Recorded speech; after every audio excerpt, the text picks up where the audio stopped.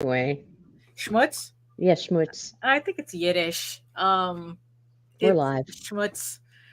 I Schmutz. think it just means like just something dirty or like Oh, I'm you know schmutz. schmutz.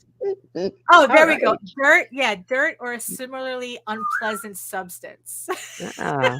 Yeah, I think what is it? I'm pretty sure it's yeah. Oh, okay. It comes from Middle High German.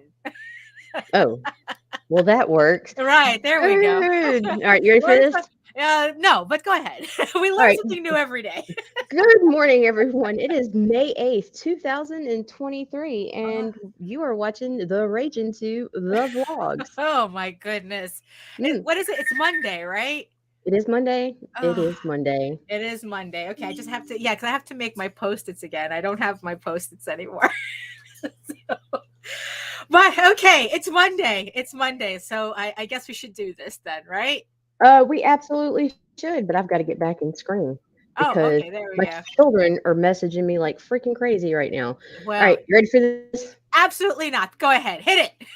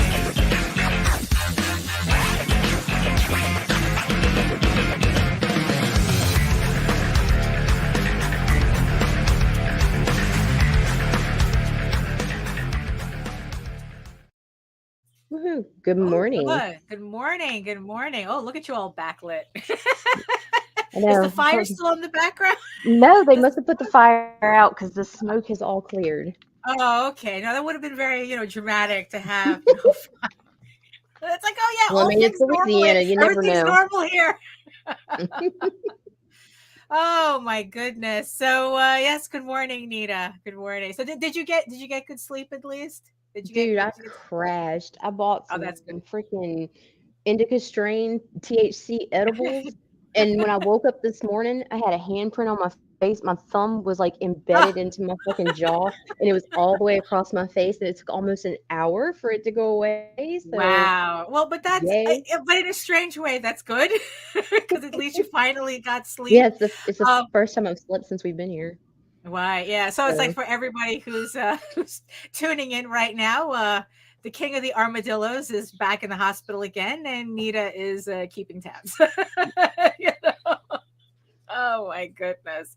So who's joining us in the chat today? all right. So far, we have got Joseph and Bristolian Dave Hello. and Joe D. Hello. McPhee, Oh, hello. and Welcome. Yeah. and And some strangers hanging out, hiding, and not saying hello. oh no, yes, I know. Oh, hello. Hey, Jaden. Hey, baby, I love you. Look at Mm. that. She has to wait for the vlogs to talk to you. And yes, I see you. The 10 people watching us from regions beyond and next to the giant eyeball on my screen. Thank you so much for tuning in. And if you're joining us from Facebook and you're joining us from Twitter, come on over to YouTube. Join the sexy people in the chat. It's a lot easier for us to have a conversation here on YouTube because Facebook acts up and Twitter doesn't even let us see your comments. So Twitter hates us. Yeah, I know. Twitter hates us. So just come on over. We'll have a lot more fun here. Yes, Miss Anya, you are allowed to hide. Yes. Yes, she is on location. Not that we live from Our Lady of the Lake Regional Medical Center. Yeah, exactly. But hey, it's like hopefully, it's like look, it's like it's going to be a little bit of a roller coaster until it and everything kind of settles. So so that's just what it is. So I guess might as well get this shoe started. It's like, hello everyone, my name is Daphne Lage and I'm a cartoonist, illustrator, and comic book artist from New York. I have been self-publishing comics since 1992, and you know what that means. I got nowhere else to go. I got nowhere else to go.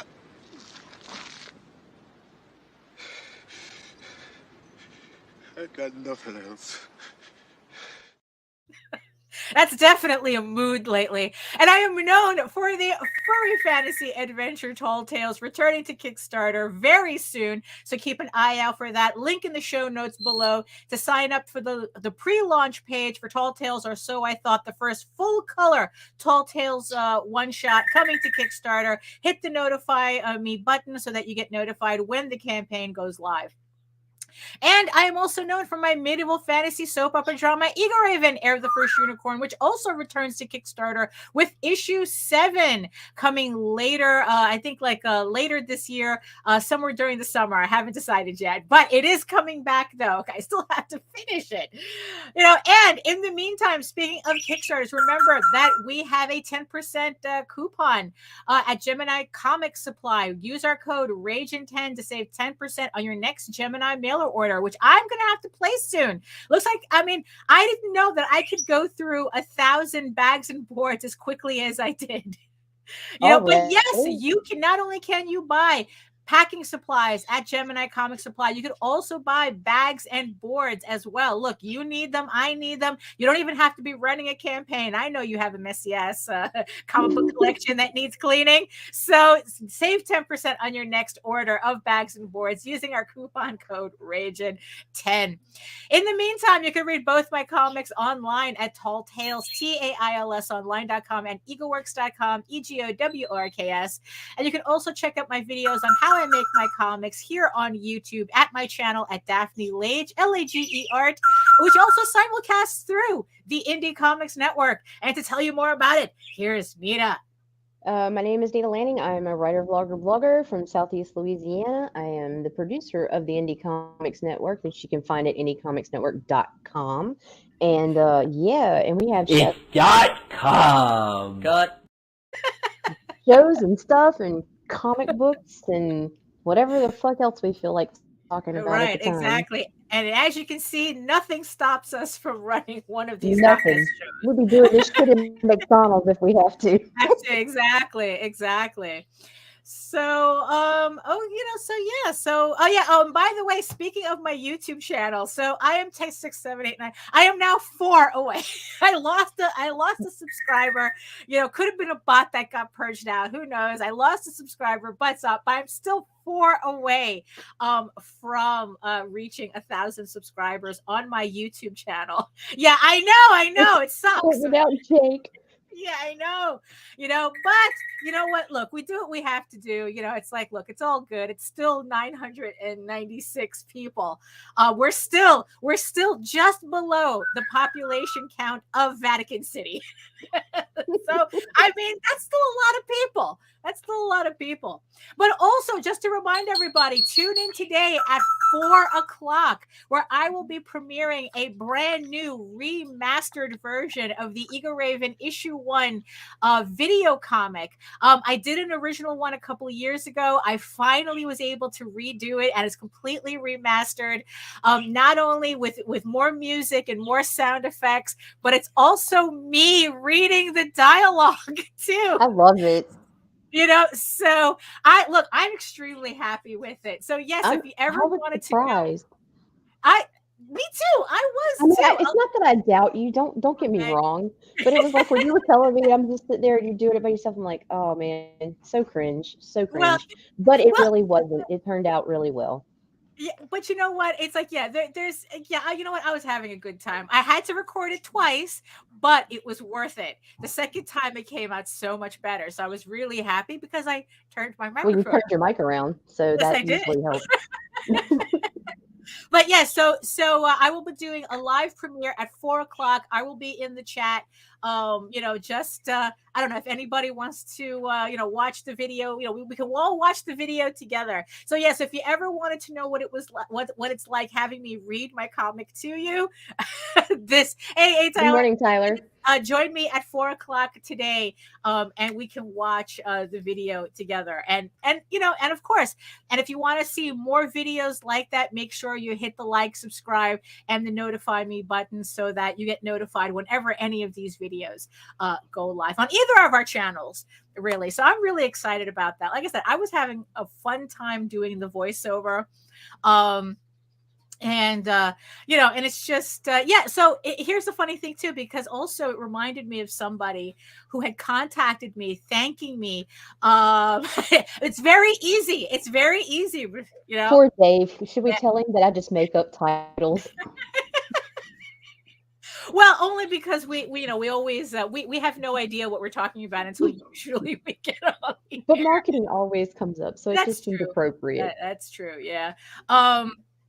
But yeah, it's like, I was having a really fun, because I remembered somebody who had contacted me thanking me for making the PDF of Eagle Raven issue 1 accessible, because it turned out the way I do my lettering in Illustrator, his audio reader could read it.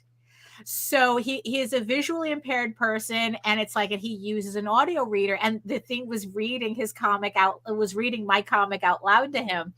And it's like, hey, you know what, whatever works, right? But this one, with this one now, it's like you have me reading my comic to you.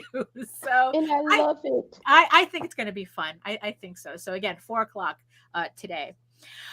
Yeah, so what else, let's see, so what else is, well, aside from you, Nita? I mean, it's like, I don't know. I'm kind of starting to.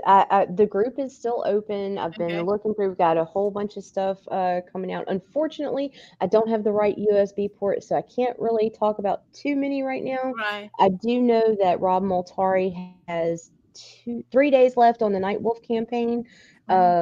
Issue 7.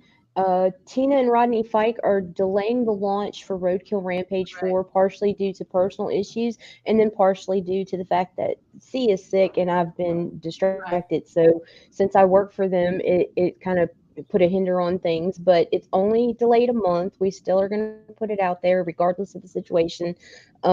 Yeah, and that's all I know right now besides Tall Tales, which you talked about. So right, yeah. Yeah, and like I said, all the links are in the show notes below. Tall Tales is in pre-launch right now, so make sure you hit the notify me button to get notified when that campaign goes live. And yeah, so I actually, it's funny. So currently I'm working on Tall Tales, right? Actually, I'm working right. on 3 projects at the same time, which And it is shows. kind of harrowing. But I'm trying not to let the time crunch affect the quality of the work that I'm putting out. I mean, It doesn't. It doesn't. You're doing great, dude. Yeah, no, I'm very happy with the work that I've been doing so far. Like I said, it's like this Tall Tales project. I'm lettering it right now, and I'm really looking forward to having this printed. And I was, and I was just like looking through some stuff because I had to find some books, and I happened to just like, I had to like pull out all my comics, all my sample comics, just to like look for something. And then I realized what this looks like. I mean, it's like, look at this. This is like 6 issues of Eagle Raven right here. And I was just like, I kind of like had to stop and really look at it. It's like, whoa, it's like, it's like I remember doing the campaign in what like January 2021. And here we are, here we are with me just about, in the middle of coloring issue 7 of this as well. So Oh it's my like, God. I so need to find that fucking Haps clip because that was my very first vlog ever, was promoting Ego Raven issue 1. oh, And I that's look like I funny. was such a simp. Oh my God. I was Oh, drooling well. over you. Now it's like, Oh, oh, well. that's Daphne. Right. Yeah, exactly. From simp to pimp, as you put it. Right. Because Right. Nita earns her 10%. So yeah, so I thought that was just pretty cool that it's like, that I've gotten this far, in what I consider, I mean, or to me, it's a shorter amount of time than it took for me to do Tall Tales. And to add to that pile, I also received another proof for a nice. future campaign. So this is a proof for the shorts collection, the first issue of the shorts collection that I'm putting out in a future campaign. This is Eagle Raven Tales from the Outer Kingdoms. So this is, if you've been following my campaigns, you know that I've been putting out these kind of like these little short stories, these cute little short stories. Well, most of them are. Where it's like they're little vignettes that don't exactly fit in the main storyline, and if they kind of like they wouldn't make any sense to the main storyline and would drag out the story. But I still wanted to tell them, so I decided to make to do the short stories and put them and then put them in their own issue. So if you missed out, I know that one of the stories got printed in a previous issue of Eagle Raven. It was a stretch goal that we were able to meet. So this story got printed in a previous issue, but it was only for Kickstarter backers. So if you missed those campaigns and you want to see the short stories, you're now going to be able to have a collection of them. I even have the printed short story that Jose wrote for me, featuring Oswald and Eagle Raven. So I was really happy with that. And it's like, yeah, it's all these just little short stories that they add to the character, they add to the world, but like I said, they just couldn't fit in with the main storyline. So it's going to be a really nice supplement book if you're following the series. And it's going to be part of the Eagle Raven, the Unicorn's King's Daughter, also known as Medieval Unicorn Viking Slut campaign, which is coming up. Ever. I know, it's just coming up later this year. So we're going to have kind of like the sexy book and the kind of like the, I don't know, I think Safe for Work book in the same campaign, so that it's, if you don't yes, they very much do add to the mythos. I mean, that's kind of like the whole point of them. So this is going to be the cover to the other book that's going to go along with this. This is the main cover to the Unicorn King's Daughter, and because it's going to be kind of like a smaller campaign, because both of these books are going to be one shot, well, they're self-contained. Unicorn King's Daughter is a one-shot parody book. It's based on the Conan story, the Frost Giant's Daughter. It's a complete parody, one-shot. And then you're going to also be able to get the collection of the first issue of the collection of short stories. And just to show you, like I said, I'm working on these books at the same time. Yesterday, I was able to finally finish one of the other variant covers. I actually started working on this cover on House of Bob. For obvious reasons, I can't show the full version of it, but I figure I'd give you guys a peek at this variant cover that I'm going to have on that campaign as I almost well. died when I saw this yesterday. Oh my God. This is fantastic. Even when I finished it, I'm like going, holy shit, I did that. Mean, it's like I said, I'm trying really hard not to rush. I'm trying really hard not to have the quality affected by the amount of work that I'm doing. And I think after finishing this cover, I'm okay.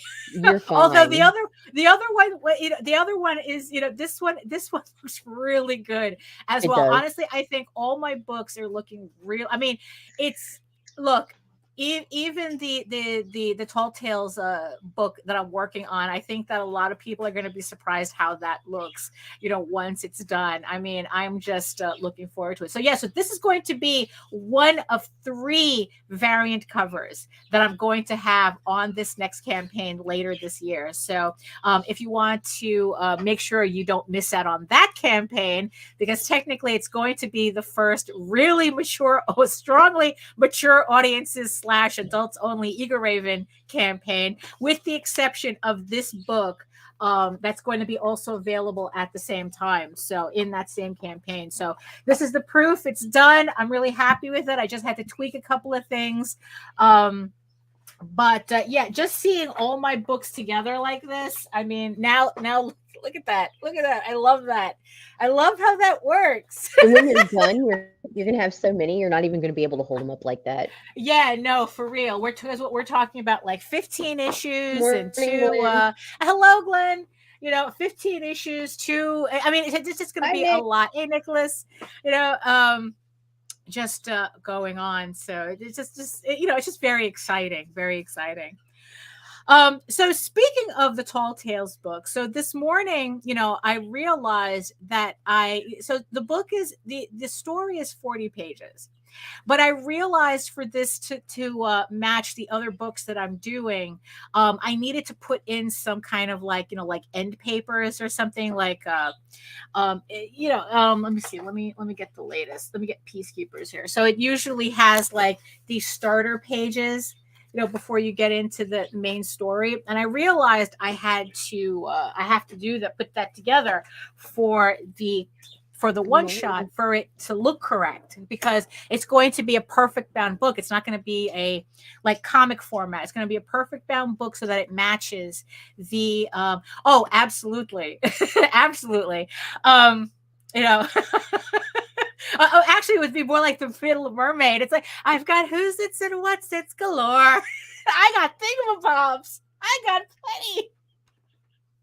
But so what I did was I went because because it's a full color book, and I want the end papers to match the fact that it's going to be a full color book.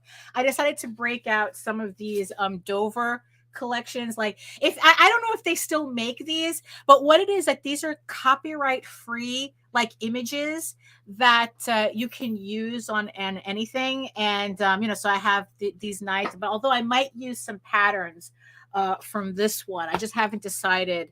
So it's literally just like clip art.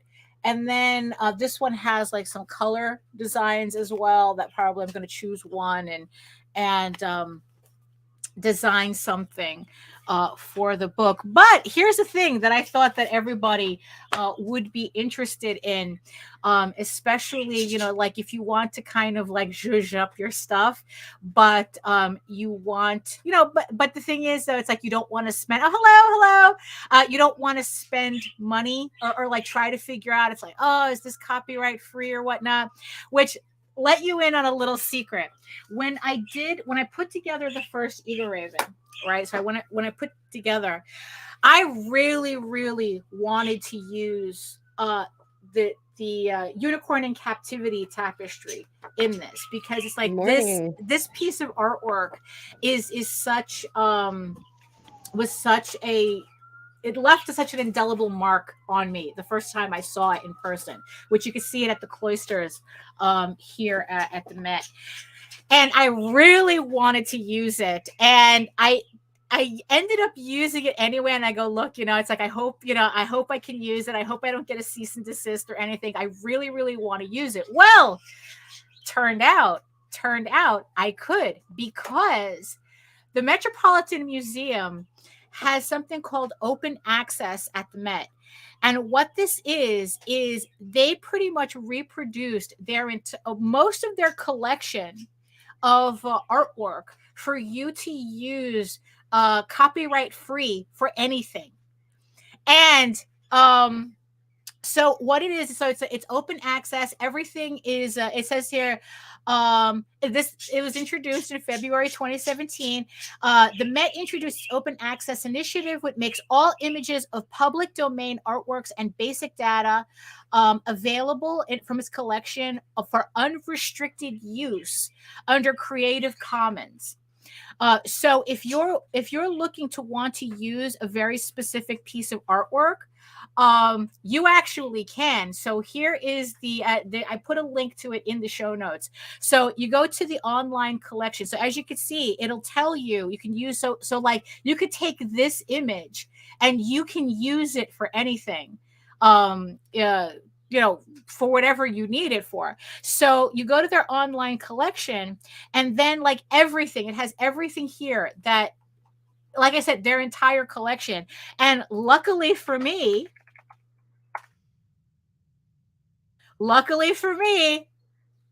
this is public domain now. So I can actually use it without having to worry about, anything. So, so now it's like I feel even more, Yeah, because I would have just assumed Peter S. Beagle owned this.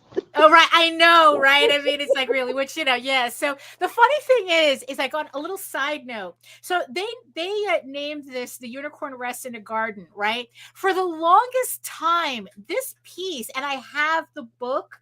I have the book, the original, one of the original books that actually, it was originally called The Unicorn in Captivity. And I'm trying to find out at what point did they decide to change the name.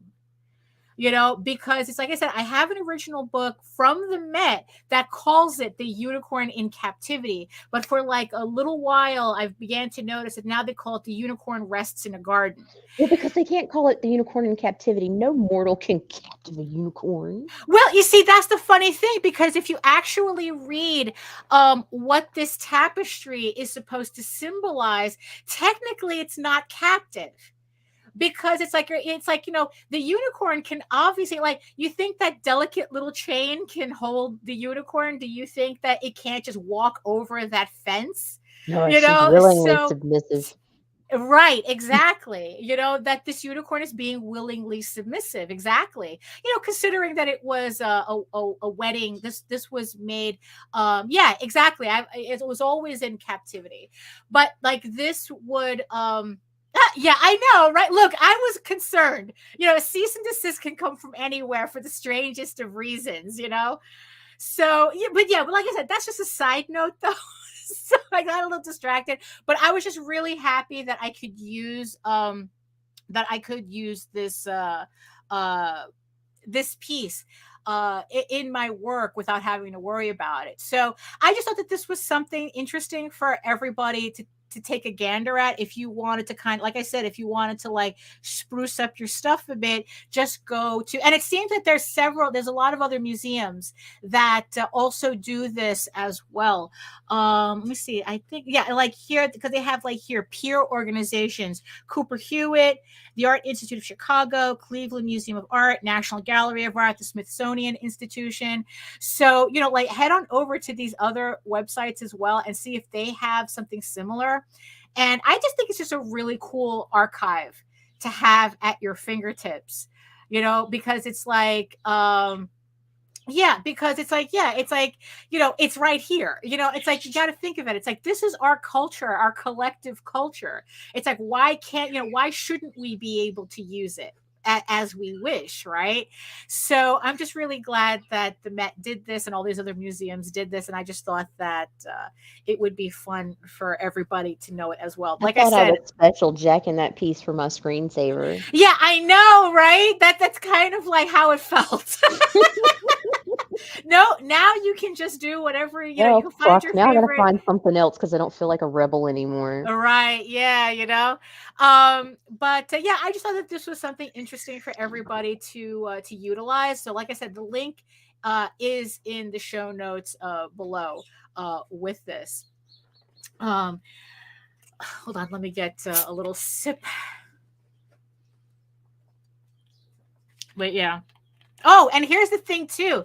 If for some reason you needed a much higher resolution than what they offer, you can actually contact them. You can they have an image request form, or if there's something specific that you're looking for that's not in the database, you can contact them and get like either a higher resolution or find out, it's like, are you planning on putting this in the database or something like that? So it's like, yeah, I just think it's a very helpful resource, honestly. Absolutely, absolutely. Yeah. So another thing that that happened that I thought that everyone would be interested in. So, it just goes to show you how sometimes we just meet really interesting people in the chat, and a couple of, I don't remember when. I mean, I've just been so distracted with everything, but I just figure I'd give her a shout out. So, Sarah Webb showed up, I think, in our chat. Oh, absolutely. Grab all the Van Gogh. Yeah, it's like, so Sarah Webb had contact, was just like hanging out in the chat. And I don't remember like how I ended up on her Facebook page, but I ended up on her Facebook page. And I thought it was really interesting. Hey, it's what we do. It's what we do. Yeah. So I thought it was really interesting how, so she's doing her own comic called The Knave of Hearts. But here's the interesting part about it. It's on Kindle. She has it as a physical print and on Kindle. I was expecting this, like, I was like, oh, because I'm so used to everybody saying, oh, Kickstarter coming soon and whatnot. But instead, she did her whole promotional thing as coming out for Kindle. So I thought that was really interesting. It's like, because I'm not used to people just skipping Kickstarter as an option for their book and just going straight to print. So, I mean, eventually, I would like to get her on the show so she could talk more about this, in her own words, as opposed to me like reading her Facebook and kind of assuming what's going on. Morning, Max. But hey. But I figure, it's like, look, because she's not on Kickstarter, I figure, I just give, her book a little shout out. It is on Amazon. As she said, it's on Kindle and on in paperback for $9.99 here. And you can just get it for Kindle. You can read, if you have Kindle Unlimited, you could actually read the book for free. And and I just thought it was like pretty interesting. It's kind of like a steampunk fantasy type of story. Comixology is now technically formatted for Kindle now. Yeah, okay, that's good. So here you go. So if you wanted to pick it up as a Kindle, the book goes for $4. So let's see. So here we go. Steampunk fantasy and metal collide when the god of romance, the Knave of Hearts, meddles with the mortal realm. Caught in the crossfire, the band Esoterica tries to get their lives back on track. In the meantime, the Knave follows his orders to the letter, hoping that his actions aren't about to unravel the universe as we know it. So like I said, eventually I would like to have her on, but for now it's like I'm going to show off her book on Amazon. And actually it just says Comixology right there. Oops. So there you go. So I guess it's like, this is like kind of like an alternative, also kind of like an alternative distribution process. I guess it's like, in the meantime, it's the like, solution I remember Tyler, for all the guys who were like, oh, the end is nigh for Kickstarter. Here, dude, go here. Right, exactly. Have it, it's like, I remember when Tyler was telling me, it's like, it's like, set it up, format it for a Kindle, and you could sell it on Amazon that way as well. So it's like, that's an option that I have to look into as well. So so I just thought that was very interesting. A Kiss, absolutely. Kiss has an entire comic book series about them. It's like they have an unauthorized series, and then they have like their own series. I don't remember if Marvel put something out. I kind of remember something from Marvel, but I don't remember. I don't know for sure. But I know that Gene Simmons was in comics for a little bit himself. So I just thought it was pretty interesting to see this kind of like an alternative, to just like dump, putting everything on on Kickstarter. Oh, but of course, what this ended up sending me on is I went down a rabbit hole because I found it funny. It's like, oh, Sarah Webb. I mean, why isn't she doing this on Kickstarter? Why isn't she on Kickstarter? Well, it turns out that she was on Kickstarter, and she did a book, right? So she worked with a publisher. This is the woman Vera Green Tea, and she runs a publishing house. And this is the book that Sarah Webb illustrated as well, Vesper and Onion. This campaign is over already. And here was the interesting thing. So Vesper and Onion, which is a fantasy, I guess kind of like a fairy tale / fantasy type book. So it raised $16,729 on 1,271 backers, which is like, whoa, it's like, I mean, that's pretty good for, a book that, I mean, not for it to sound bad, but it's not like that looks like this. This is not what I'm kind of used to. Right. Because for the longest time, I was saying that it's like, oh, you're going to have a hard time if you're doing all ages books and this, that, and the other thing. And then here I am looking at an all ages book making $17,000 on Kickstarter. So I was like, okay, so who is this Vera Green Tea, right? So she's from New York. She's a publisher from New York, which again, I'm like going, oh. Some of the art just blows me away. Yeah, so it's like, so I was looking at all the books that she's done so far, and she's been doing Kickstarter for a minute, right? But here's the thing that I found fascinating, right? So if you look at her first campaign, 37 backers, right? I mean, I'm pretty sure, it's like, look, when I started, doing Kickstarter campaigns too, I had 14 backers on my first campaign. I made goal, but I had 14 backers. But if you continue looking, so her next campaign, 123 backers. It's like, okay, you start seeing that growth or whatnot. But then you hit her third campaign and it's like 543 backers. And I go, honey, what did you do?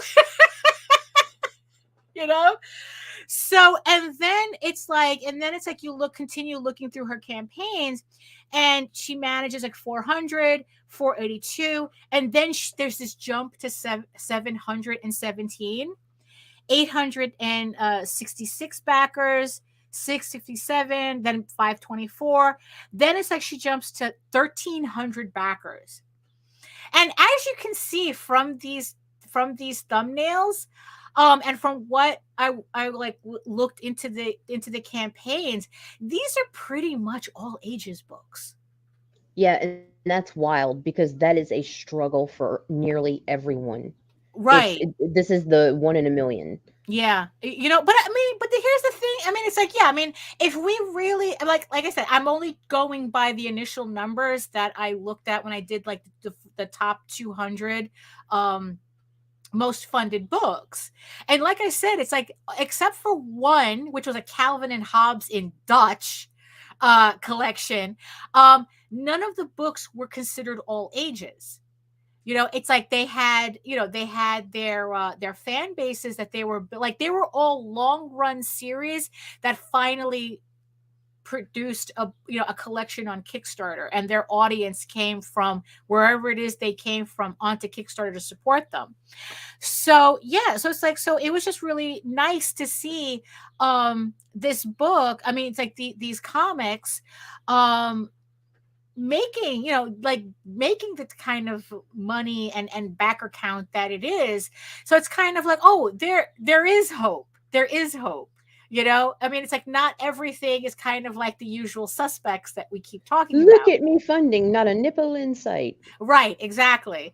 So it was just really refreshing to see like a well-funded, like kind of like all ages book. So yeah, so this is definitely somebody else that I want to eventually talk to. It's just that right now it's like my brain is too full for me to kind of like dedicate to more interviews right now. So we're going to be taking a break from interviews for a bit, for probably like a couple of months. And then hopefully these people will be interested by the time I get to them. But the thing is, though, I felt, yeah, I know exactly. But I just wanted everybody to know them in the meantime, just so that you know that they exist, just so you know that they're like other people doing different things on Kickstarter. Or even on Amazon, that there are people doing other things, that there are different ways that you can do your books without feeling like, oh, you're stuck in crowdfunding forever.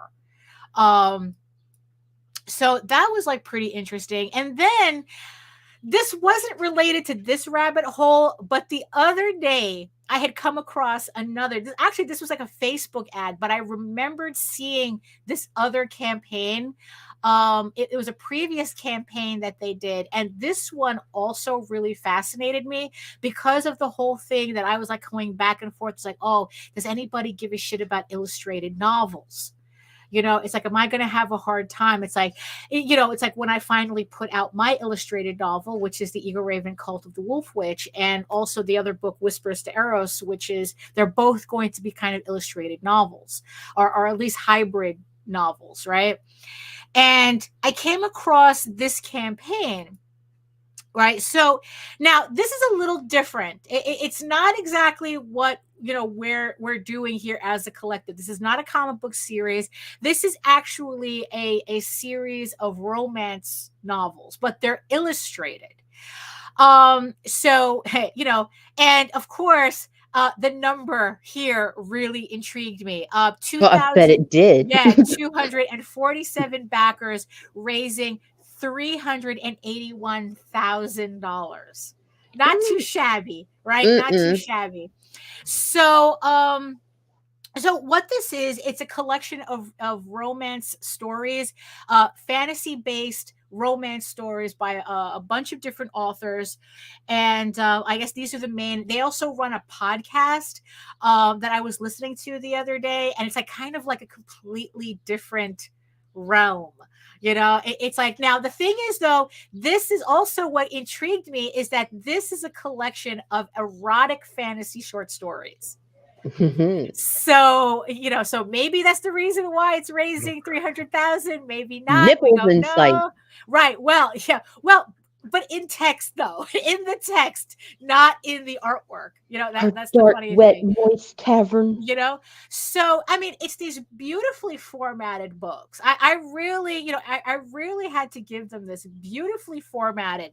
And here's the thing, too. So it collects 6 books, right? But get this, just look at this from a formatting standpoint, because honestly, it's like, that's, because I'm fascinated by how people put their stuff together. So it's 6 books, right? Technically, it's 6 books, right? But each book is a flip book. Get the fuck out. You get one story on one side, and then you flip it, and you get one story on the other side. So technically, you're collecting 3 books, 6 stories, but depending, I guess, which story you like the best, you can display it however you want. Which whatever, so I mean, I thought that was pretty cool. So it's like, you just flip it, and now you read the other story. So it's kind of like each story is getting its own book without getting its own book. It's kind of, it's kind of funny, right? And then this was also the thing that I like too. I didn't know what they were called. They're called step backs. I guess like these are illustrations that when you open, like instead of like end papers, they're illustrations that I guess.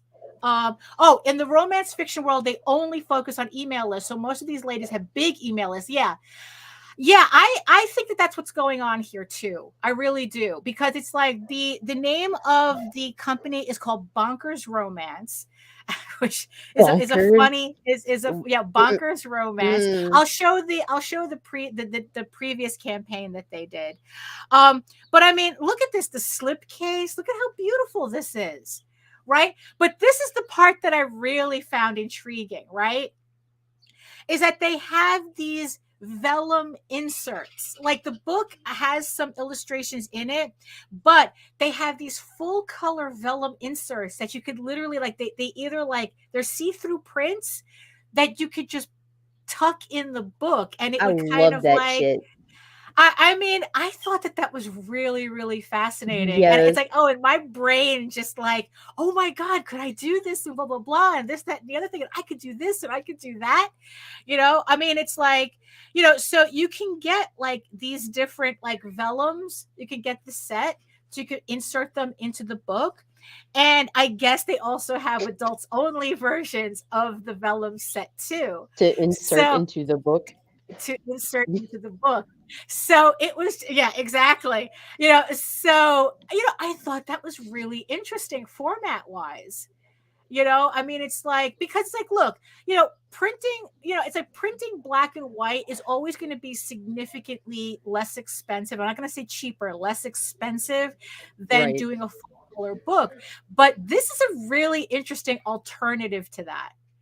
Where it's like, you just like, well, they could either be prints by themselves, they could be prints, or you could put them in the book in their designated page, and it could just enhance the book that way. So, and then they have like some other, like they had like, and then they turn into like the usual fare of tchotchkes that they have, that most kicks are okay, maybe not the grand chalice. No. And or the candle, but it's like, it's just look at that. You can even get this signed, kind of like a signed book plate or something, but it's not. Oh, it's kind of like this is like a swag box. So I guess it's kind of like a mystery box or something that's signed, and it's like, oh, you get like everything in it. I mean, it's like, there's just a lot going on this campaign. And I thought it was like really interesting to see, what other people are doing. So, like I said, this is Bonkers Romance, and the other book that they did was Peculiar Tastes. I remember seeing this. This is all the monster.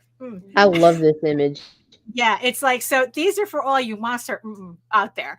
So like us. So it kind of runs on the same thing. It's a collection of fantasy short stories, and and I guess they use the exact same format. I guess this was the book that they started it on, where it's double. So I love that shit. I love that. I mean, it's like, I might have to do something, trying to like figure something out, because I love this idea of having two books together like that. I mean, I don't know. We'll see. But it's kind of like the same thing. So, so again, here's the vellum. That it's like, they have it. You open up to the page where it's supposed to go, and instant illustration. I mean, I just think that this is fascinating. And what, it's like, let's see, what did this campaign raise? Okay, so this one raised, they got 4,095 backers, raising $4,551.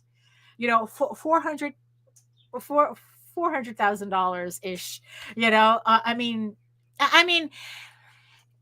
it's like, yeah, I don't know. I just think that looking up these other campaigns, or finding these campaigns, stumbling. I mean, I literally stumbled upon this campaign. Was pretty interesting, because it's like, yeah, I think that sometimes it's important for us to look at the rest of Kickstarter. Absolutely. Just to see what else is out there. Because I think that sometimes we get like kind of like locked into the idea that it's like, oh, only one type of thing sells. It's like, oh, only this sells, only that sells. I mean, it's like, look, even it's like, I might have to start thinking twice about saying, well, according to this, it's like, because obviously there are other people doing different things. Absolutely. On the campaigns. I mean, granted, it's like what Tyler said, especially with book, oh, okay, trade paperbacks really did push for those flip styles. Oh, interesting. Okay. Hello. Yeah, so it's like, it's like Tyler says, like, especially with novels, it's very, it's very mailing list based, right? Because, like, yeah, I don't see really these people on, on social media. Them, I mean, they have No. social media presence, but it's not the same. But the thing is, though, is that it just goes to show you that it's like, if you do have a really, really robust mailing list, if you're able to build a robust mailing list, this could be, Sure. a potentiality for you. It's just like I said, it's just like, like I said, we sometimes get caught up in like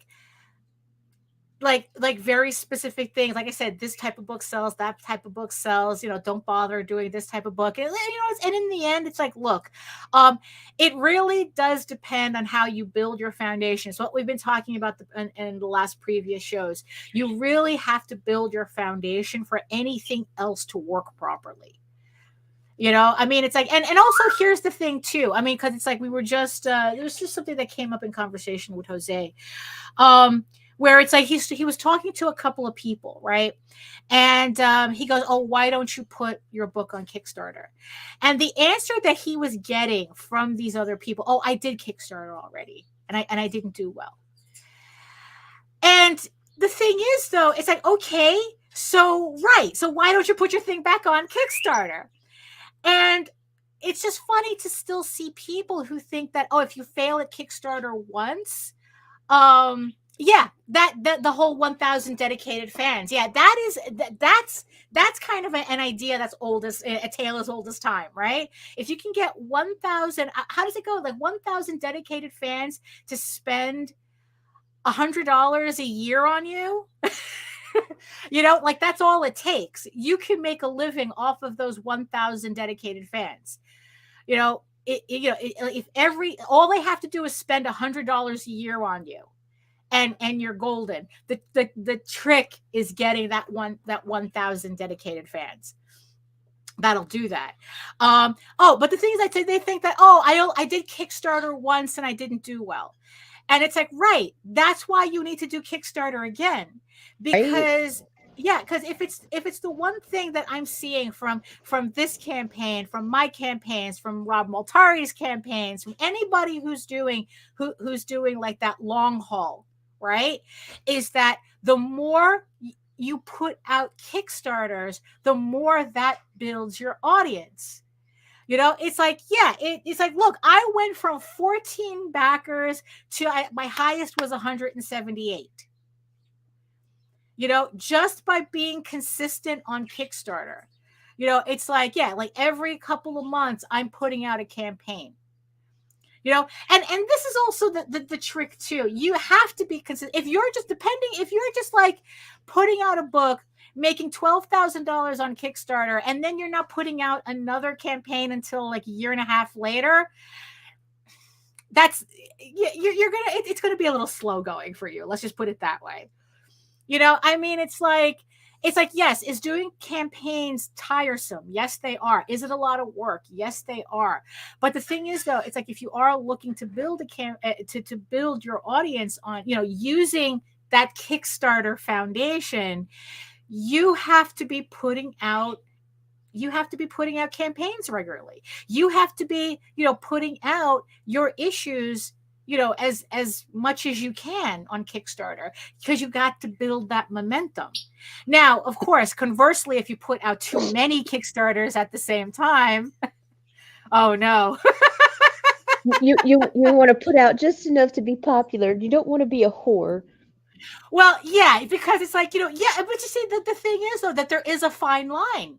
There is really a fine line. It's seriously it's like, yeah, it's like, there's a fine line between, building enough time between campaigns to whet the appetite, or, putting too many campaigns and drown motherfuckers. And yeah, exactly. And it's like, and it's like, here, just the tiniest, the thinnest of mints. It's like, no, you don't want to do that. It's like, you just want to, you don't want to cram so much in your, into your audience that they feel overwhelmed with keeping Is it right? Exactly. Would you go hard for the, you see? And that's the thing too.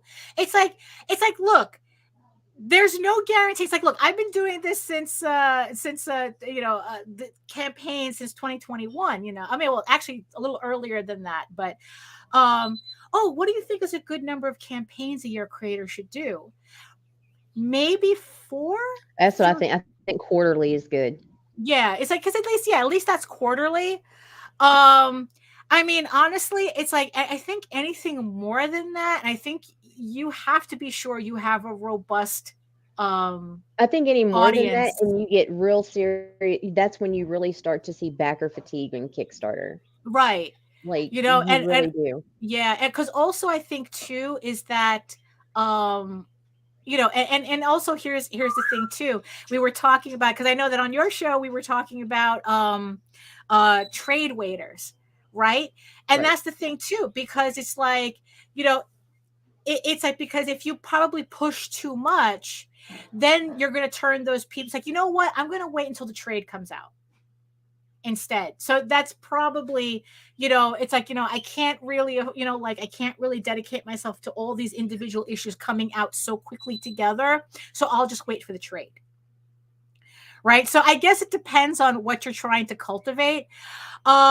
Yes, building your audience is completely independent of the platform. You can use a platform like with something like Kickstarter, where you can kind of use the algorithm in your favor to help build your audience. Honestly, you really should be building your audience outside of the platform. Use the platform to augment your mailing list, your audience, but it shouldn't be the end all, because the idea behind having a robust mailing list is that you can take them anywhere. Again, no platform should be your end all, because platforms disappear. Yeah. It happens all the fucking time. Am I one of those, oh my God, Kickstarter's dying types? No, I'm not. But yeah, but who's to say it wouldn't, or it can't? Right. And it's like, and here's the thing. If Kickstarter were to die tomorrow and a new platform popped up, who's following you? Right. That's the thing. I mean, you have to, it's like, it's kind of like, Tyler, I was on Tyler's show a couple of weeks ago. If you missed that show, I have it in a playlist on my channel at Daphne Lage Art. But he told the story of how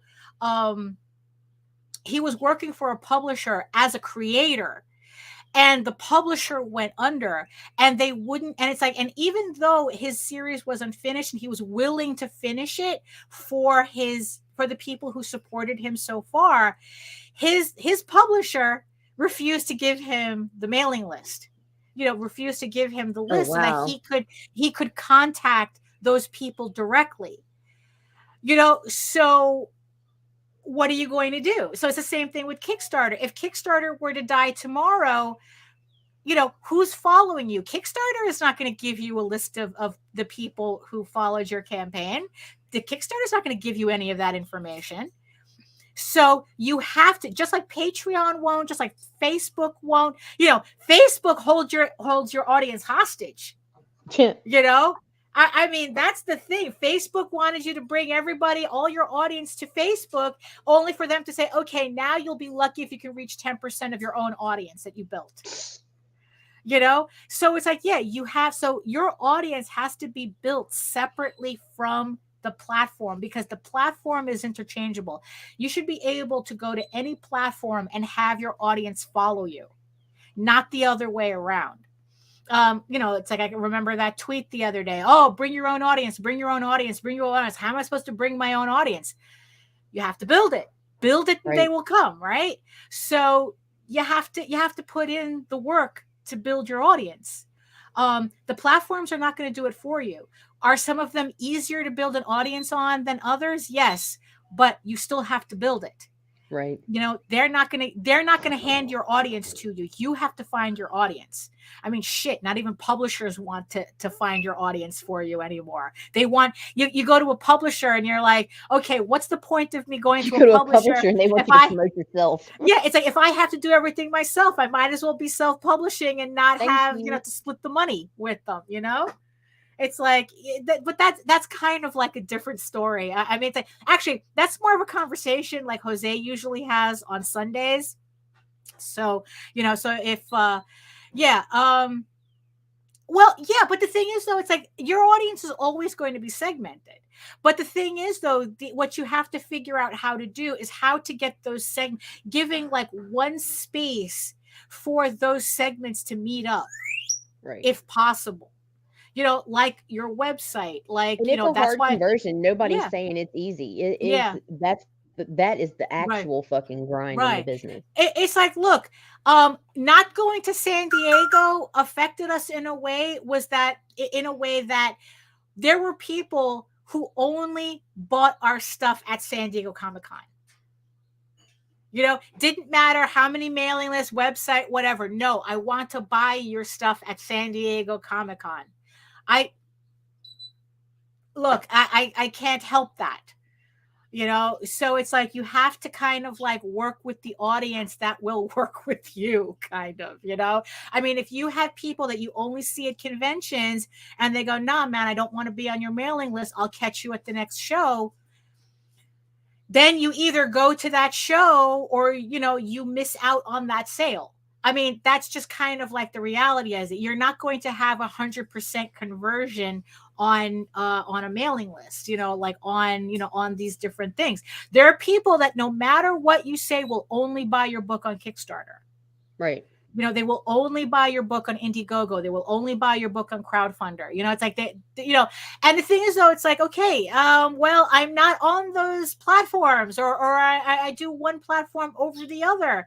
It's like, you have to work with the audience that you can work with, Yep. because it's like, look, it's kind of like, pining over somebody that doesn't like you. It's like, why are you wasting your time? There comes a point where you're just wasting your time. Please just love me. Yeah, it's like, look, it's like, then it's like, you just have to, yeah, it's like, yeah, work with the audience you could actually build and send stuff to directly, but I just thought it was just a little fun to look through those different campaigns just to see like how different. Yes, and it's like, it seems that novels and comics definitely are two different audiences, but format wise, I really like the options that I have, that I'm seeing, that it's like, oh, this will be fun to do. This will be fun to do.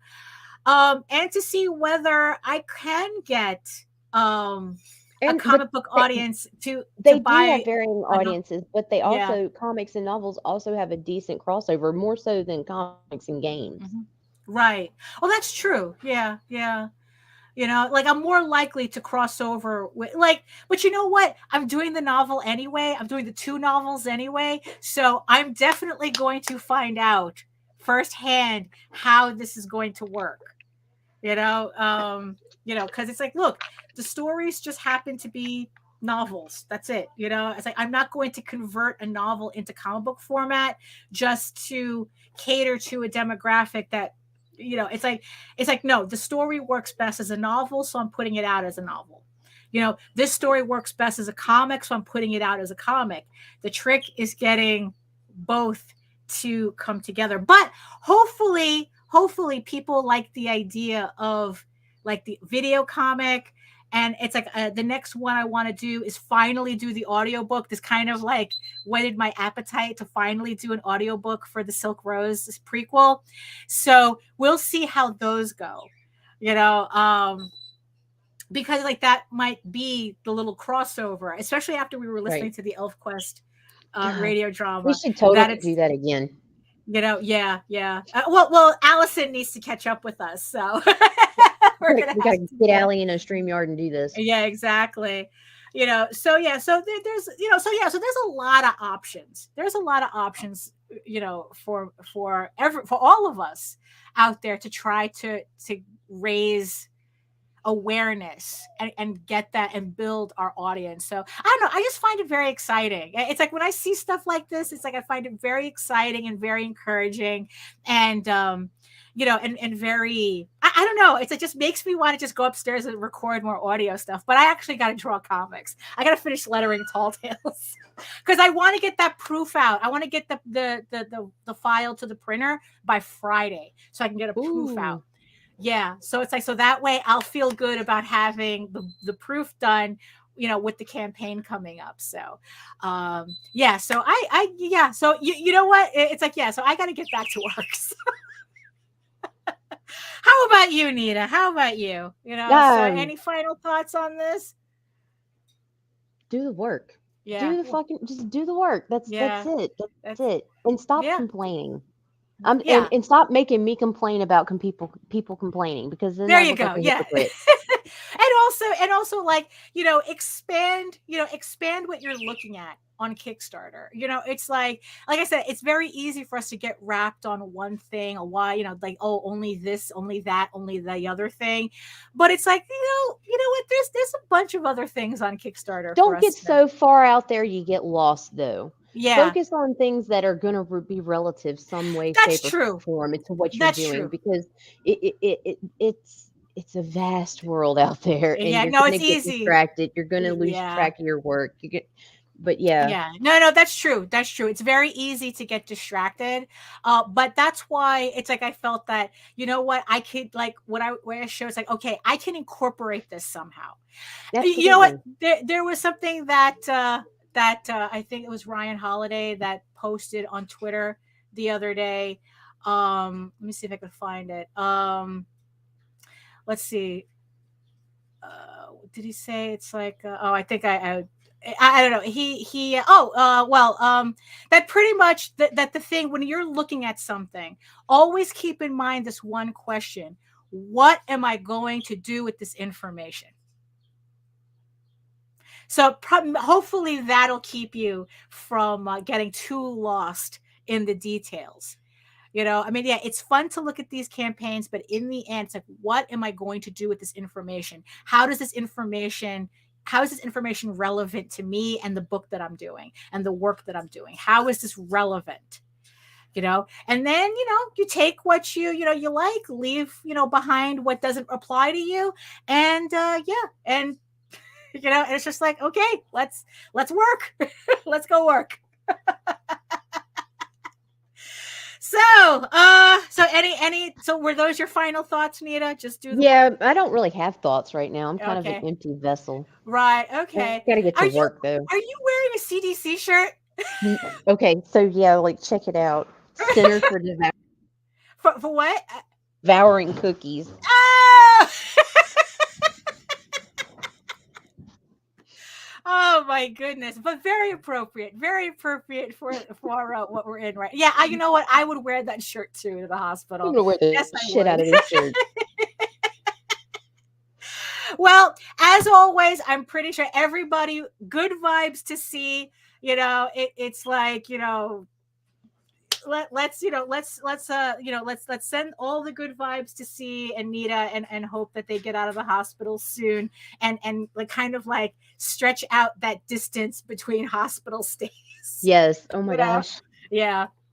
So all the good vibes to see it, and Nita, and yes, and tell C that as a collective we were all thinking of him. So, the king of the armadillos.